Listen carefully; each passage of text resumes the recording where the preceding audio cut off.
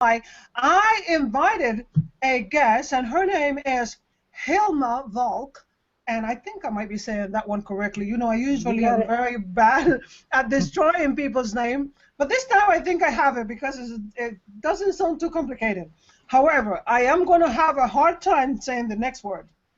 The topic of this conversation today is carpal tunnel syndrome. My daughter keep laughing at me saying carpal tunnel. So I had to ask my guest, how do I say it? However, it's not about how I think it is said. It's about how it is said correctly and what it's about. So that's why I invited my guest so she can help us with carpal tunnel syndrome. Hilma, tell us more. Tell us before you explain about this carpal tunnel syndrome. Can you tell us about you? Okay, well, I've been a massage therapist since 1990, and when I went to massage school, I was 40 years old, and the first day of massage school, the instructor said carpal tunnel is a hazard for massage therapists, and I said to someone else, "What is carpal tunnel?" And because I Oh, you didn't had the know. same question I had. Yeah, and there was a gal in the class who had carpal tunnel surgeries on both hands, and I'm thinking, well, if it's a hazard, why is she going to massage school? And I knew nothing about it, and we had a couple classes on. I had an instructor that was a chiropractor, and he had a course on diseases, and he talked for a couple days on carpal tunnel, and I thought I knew everything. Well, it turned out I didn't know diddly. Later on, I was working at a resort doing massages, and there was long hour, 10-hour days, and I started getting numbness in my hands, and the stretches I learned in massage class weren't working. And so I'm reading all these books and articles and everything I could find, and I wasn't getting a lot of help. And then I saw an article on the internet by, believe it or not, one of these people who has a rowing crew, you know, stroke, stroke, stroke, and they were getting numb hands. And and their solution was they were using their thumbs right across here and to solve their problem. And I worked on that, and it worked. But I figured, you know, I'm a massage therapist. My thumbs are, you know, are getting tired. You know, I already have tired thumbs, so I devised other techniques to work on myself. And later on, I found that carpal tunnel wasn't the only thing that was causing numbness in people's hands. So there's a variety of things that are not carpal tunnel that are actually more common than carpal tunnel syndrome that create problems of either the same symptoms or similar symptoms or either symptoms. For example, if you've got numbness in the little finger in the part of the ring finger next to it, that's not even carpal tunnel. That's not a symptom, but it is a problem. So you want to know what carpal tunnel syndrome itself is, though, right? Uh-huh. Okay, So, well, so, so carpal tunnel. Let me understand. Is it a problem on your wrist, in your arm, in your hands? Where is it okay. exactly? Well, what the carpal tunnel itself is a ditch. Okay. In your wrist, the ditch is made up of wrist bones, and across the front of that is what they call the carpal tunnel ligament, or the transverse carpal tunnel ligament. There's other names too, Hmm. and that forms a tunnel in your wrist. And Okay. through that tunnel goes the median nerve, and the median nerve, when it's pinched, will make numbness in the thumb, the first finger, second finger, and part of the ring finger, and part of the palm. And uh, that's a symptom of carpal tunnel is if you have numbness there, but there are other things that mimic it. And the reason they do carpal tunnel surgery is because they want to open that area up to provide more room for the median nerve because it's being pinched. And through that carpal tunnel, there's also 9 flexor tendons. Now, flexor tendons are the one that close the fist, close the fingers. And when a person's typing, when they are using their fingers like this or they're playing the piano, all Uh-huh. that motion is coming from the forearm, believe it or not. If you put your hand around your forearm over by the elbow and move your Uh-huh. fingers up and down, Uh-huh. and squeeze that forearm, just squeeze your forearm, and when you move your fingers, you'll feel your forearm muscles. Okay. So the finger muscle, yeah, play the clarinet for me. So the fingers don't have muscles that are pulling it back and forth. Hi. But see, when you're contracting, when the front of your forearm, the palm side, when those muscles contract, it pulls the fingers forward. So there's 9 of those tendons that go through the carpal tunnel. And most of the time, when there's problems in the carpal tunnel, well, part of the reason for carpal tunnel syndrome is the forearm muscles, because most of us work with our palms down, and most of us work with our fists, we're using our fingers down. We're not using our fingers open much. We're pushing down, we're squeezing, we're gripping things. So it's the forearm muscles that get tight when you do that, because it's imbalance in the forearm, because these muscles that push down or close your fingers or are typing, they get shorter and tighter, and they're pulling your carpal tunnel in, so that makes less room in there. That's one reason for carpal tunnel syndrome. The other reason is all those 9 tendons, each one of those is inside a little tube. Right going through your carpal tunnel, each one of them is an individual tube. And that tube is full of, well, it's not full. It's like a bicycle cable. It's got some lubrication in there. So the tendons, when you're moving your finger back and forth, the tendons in there are going up and down, up and down, up and down, up and down, especially if you're typing really fast. And there's lubrication in there, but if you type for a long time, it's not motor oil. It's we weren't evolved typing. We were evolved in caves, killing saber-toothed tigers and stuff. We weren't evolved with all this repetitive use. So when they say you should take a break from typing every 20 minutes, there's a reason for that. It's because if you keep typing for an hour, 2 hours, 3 hours, that fluid in there is going to dry up. So if you take a break... So everybody that always taking a break, you can tell your bosses that Hilma said you need to take a 20 minutes break. No, I'm joking.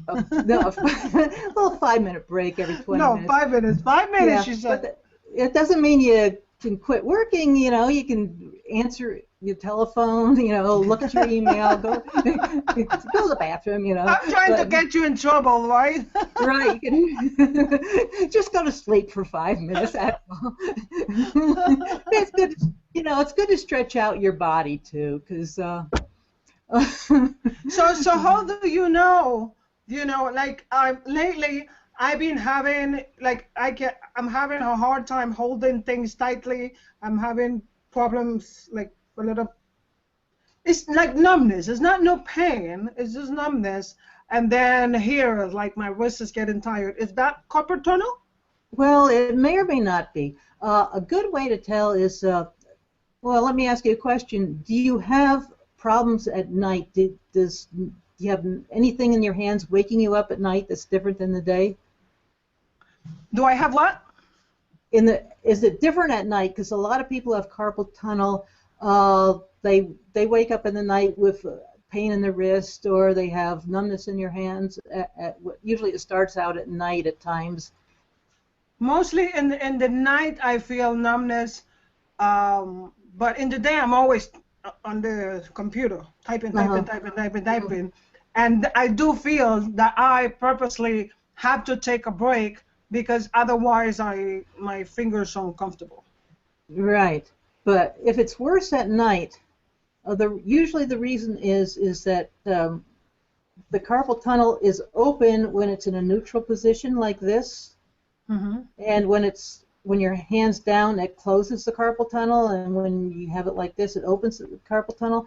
And they have wrist braces, wrist splints, that people who have it wear at night, and it doesn't cure anything, but what it does is prevent the hand from flopping, so it's closed. Okay. And if that helps, it's a good indication that you've got muscle imbalance in your forearm, because your forearm muscles are pulling it closed at night. Okay. Because you're unconscious at night anyway. So if that helps, it's a good indication that you've got muscle imbalance in the forearms.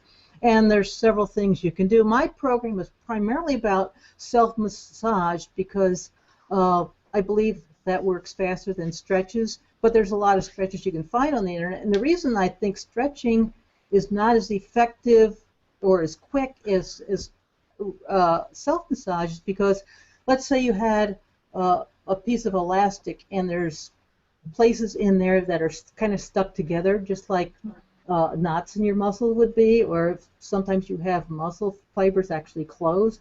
What happens when you've got muscle imbalances, you've got some areas in your muscle where the muscles are actually stuck in contraction, different cells in the muscle, so they're actually stuck there, so that makes that muscle shorter.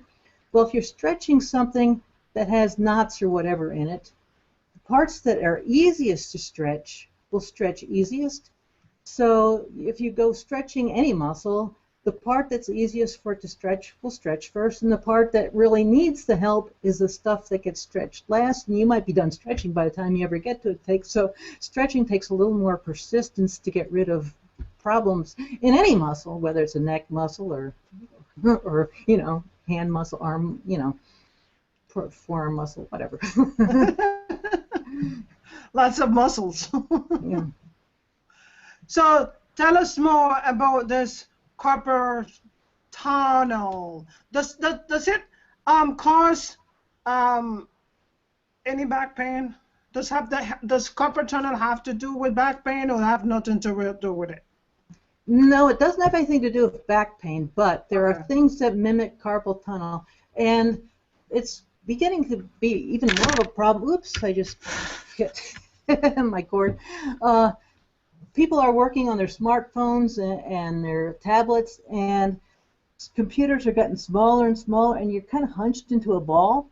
Right. So there are places along the nerve pathway. The nerves that go into the hand come out of the lower 3 vertebrae of the neck, and they go under the collarbone and down under your armpit, down under your elbow, and into your fingers. Now, there's different places along there that can pinch, and I use a dimmer switch analogy. If you know what a dimmer switch is, you turn it and that dims the light on the other side. Mm-hmm. But let's say you had a lamp over one side and a socket on the other side, and in between you got 5 different dimmer switches. Well, if you're the lamp, you have no idea which dimmer switch is dimmed. It could be one of them. It could be 2 of them dimmed a little bit. It could be all of them dimmed a little bit. It could be, any combination. And the lamp doesn't know. And just like that, your hand cannot tell where you're being pinched. Mm-hmm. And your brain cannot be telling where you're getting the numbness from. So you feel it in your hand. You feel the numbness in your hand, but it could be coming any combination of different parts along the nerve channel. And actually, many people who come to me, I'm a massage therapist, I got numb hands, I think I got a carpal tunnel, and I'll test different places, and it's, most of the time it's really not carpal tunnel itself, but they have either the same symptoms or similar symptoms, or even they think they're, my little finger's numb, is that carpal tunnel? No, it's not. It's a different problem, but it is a problem, so I like to cover all kinds of bases on that. So what are some of the things that the people that have carpal tunnel, what can they do? Who do they go to? Can you tell us more about that? Okay. Well, most places that people go to first is a doctor, and not all doctors are created equal, because there are doctors who are less conservative and other doctors that are more conservative, and it's been actually studied that doctors with a financial interest in a surgical clinic in one state, in the state of Michigan, they were 159% more likely to recommend carpal tunnel surgery for non-emergency situations than doctors who had no financial interest in a surgical clinic. And surgery should always be the last resort if nothing else is working for you. I agree. And because there's no guarantee that it's going to come out well, first of all. And there's a lot of problems that people have had who have had carpal tunnel surgery, it doesn't always work well because, well, one problem it is because this ligament across there, there's a reason why it's there. It provides leverage. So about 60% of the people who have carpal tunnel surgery are left with a weaker hand.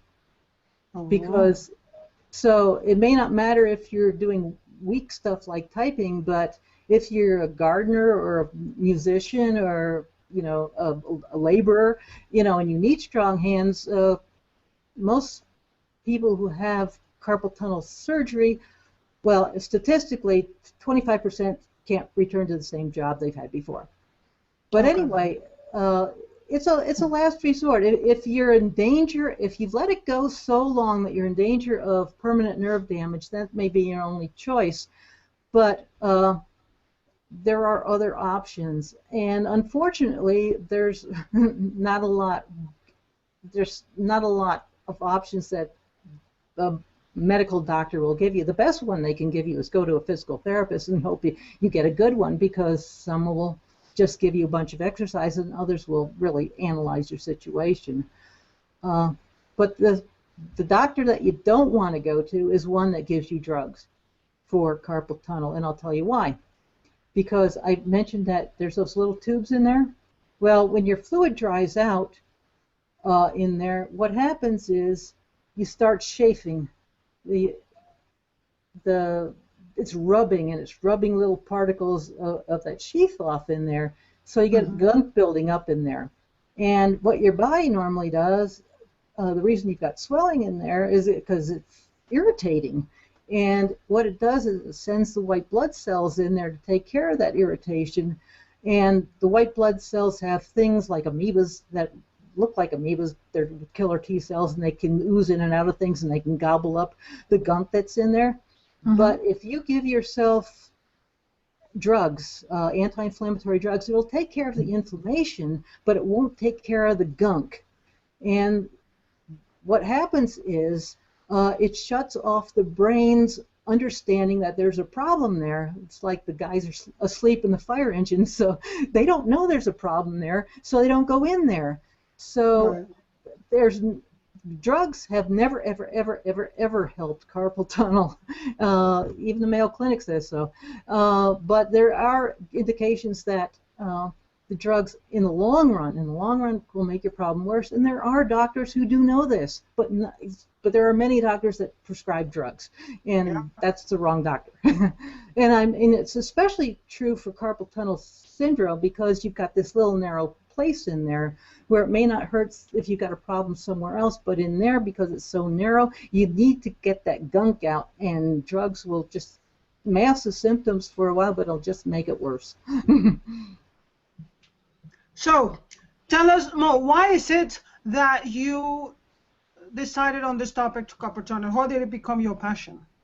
Well, because like I said, I was working 10 hours a day at a resort, and I was getting numb problems myself, and I started developing my own techniques, and then I started... So you have a practice, or you have a book, or you have a website where you practice this?